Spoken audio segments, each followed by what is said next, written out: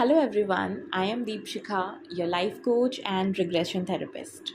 आज के पॉडकास्ट में हम एक बिलीफ सिस्टम के बारे में बात करने वाले हैं। एक ऐसा बिलीफ जो हम ना शायद बचपन से ही सुनते आ रहे हैं। तो आपने अक्सर लोगों को कहते हुए सुना होगा, डेस्टिनी में होगा तो मिल ही जाएगा, अगर नसीब में होगा, किस्मत में होगा तो मिल ही जाएगा। और आई एम श्योर कि आप लोगों ने कभी ना कभी ये बात आप लोगों ने खुद भी की होगी, किसी चीज़ को लेकर कभी ये बात कही होगी। तो आज इस एक बिलीफ सिस्टम के बारे में, इस एक स्टेटमेंट के बारे में जो हम बार बार अपने आप से कहते हैं या अपने आसपास वालों से कहते हैं या अपनी किसी सिचुएशन में इसको कहते हैं, तो उसका असर क्या होता है उसके बारे में बात करेंगे। तो सबसे पहले ना इसके दो पर्सपेक्टिव्स हैं। किसी भी चीज़ को कहने का एक कॉन्टेक्स्ट होता है कि आप किस स्पेस से उस बात को कह रहे हो।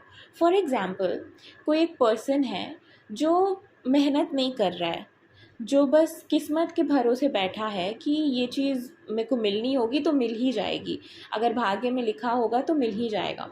तो अगर वो पर्सन ये बात कहता है तो वो एक डैमेजिंग स्पेस है, क्योंकि वो स्पेस उसको उसके काम से, उसके कर्म से, जो उसको करना चाहिए उसकी रिस्पॉन्सिबिलिटी से दूर लेकर जा रही है, वो उसको सही दिशा नहीं दे रही है।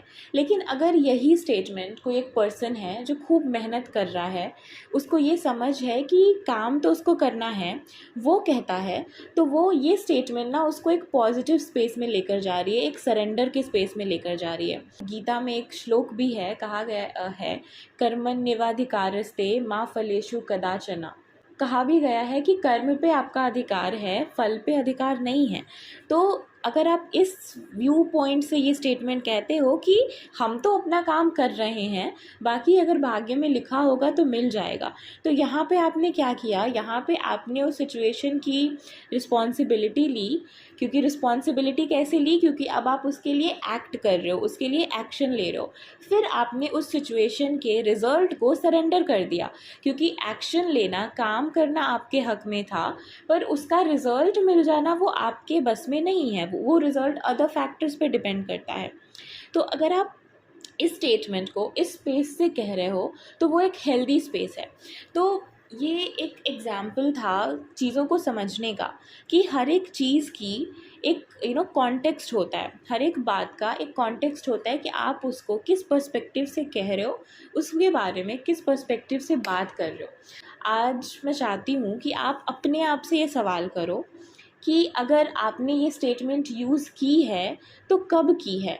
क्या ये स्टेटमेंट सरेंडर के लिए यूज़ की है कि हमने तो हमारा काम कर दिया, अब आगे आप देख लो, या फिर आपने अपनी ज़िम्मेदारी से, अपनी रिस्पॉन्सिबिलिटी से बचने के लिए ये स्टेटमेंट यूज़ की है। दोनों ही सिनेरियोज़ में अपने आप को और इस सिचुएशन को एक्सेप्टेंस की एनर्जी दो, एक्नॉलेज करो। अगर ऐसा हुआ भी है कि आपने इसको यूज़ करके, इसको बोल के, ये स्टेटमेंट बोल के अपनी रिस्पॉन्सिबिलिटी से पीछा छुड़ाया है, तो उस चीज़ को भी एक्नॉलेज करो और कोशिश करो कि आगे आप ऐसा ना करो। ऐसी क्या चीज़ें हैं जो आपको ब्रेक कर रही हैं। यही छोटी छोटी जो चीज़ें होती हैं ना, हमें पता भी नहीं चलता, और ये कब हमारे बिहेवियर्स को, हमारे लाइफ को, हमारे पैटर्न्स को, हमारे एनवायरनमेंट को, सारी चीज़ों को डिटरमाइन करने लगती हैं, हमें कुछ भी पता नहीं चलता।